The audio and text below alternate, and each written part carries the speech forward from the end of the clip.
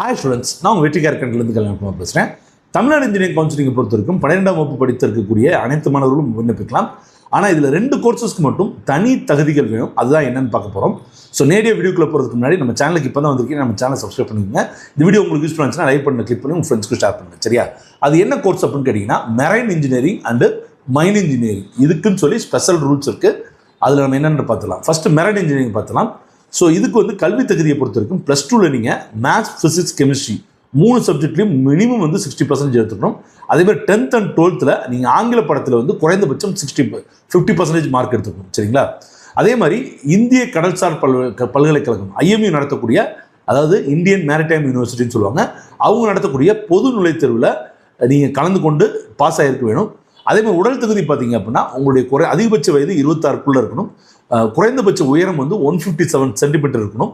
அதே மாதிரி குறைந்தபட்ச எடை வந்து 48 கிலோ இருக்கணும். அதே மாதிரி உங்களுக்கு நார்மல் கலர் விஷன் இருக்கணும். சரிங்களா?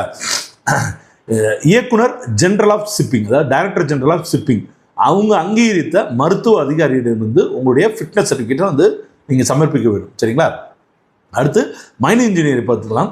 மைன் இன்ஜினியரிங் பொறுத்த வரைக்கும் பெண் விண்ணப்பதாரர்கள் வந்து பார்த்தீங்கன்னா சுரங்க சட்டம் 1952, அதாவது மைன்ஸ் ஆக்ட் 1958 and 957, இவங்க கொடுத்துருக்கக்கூடிய விதிப்படி சில நிபந்தனைகளை தெரிந்து வச்சுக்கோங்க. சுரங்கத்துறைக்கு கீழுள்ள, அதாவது பிலோ கிரவுண்ட்னு சொல்லுவாங்க, எந்த பகுதியிலும் பெண்களை அனுமதிக்க வந்து சட்டமே கிடையாது. சரியா? அதாவது கிரவுண்டுக்கு கீழே நீங்கள் வேலை பார்க்கணுன்னா அங்கே பெண்களுக்கு அனுமதி கிடையாது.